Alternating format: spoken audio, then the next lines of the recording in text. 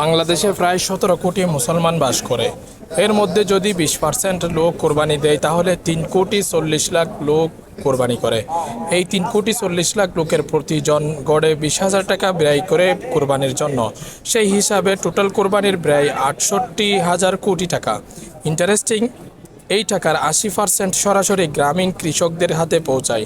স্বয়ং সরকার ও কৃষকদের এত নিকটে উদ্যোগ নিয়ে পৌঁছাতে পারে না। যেভাবে কোরবানি গ্রামীণ অর্থনীতিকে ও কৃষককে সমৃদ্ধ করে।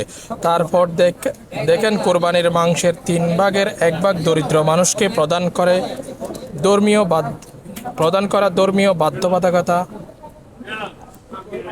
দারিদ্রতার জন্য যারা সারা বছর আমিষ বা প্রোটিন খেতে পারেন না, তাদেরও প্রোটিন ঘাটতি পূরণ হয় প্রায় 30% এই কোরবানির মাধ্যমেই। এছাড়া এই কোরবানি দেশের চামড়া শিল্পকে সমৃদ্ধ করে, দেশের শিল্প ও কর্মসংস্থান তৈরিতে ভূমিকা রাখে। দেশের 18,000 কোটি টাকার চামড়া শিল্পের যোগানদাতা এই কোরবানির ঈদ। এই শিল্পে প্রায় 4 লাখ লোকের সরাসরি এবং 20 লাখ লোকের প্যাসিভ কর্মসংস্থান হয়। শুধু এই কোরবানি ঈদের উপর ভর করে দেশের 80% কৃষক সহ 6 কোটি মানুষ কোনো না কোনোভাবে উপকৃত হয়, যা আমাদের টোটাল অর্থনীতিতে প্রতি বছর প্রায় $4 বিলিয়ন অবদান রাখে।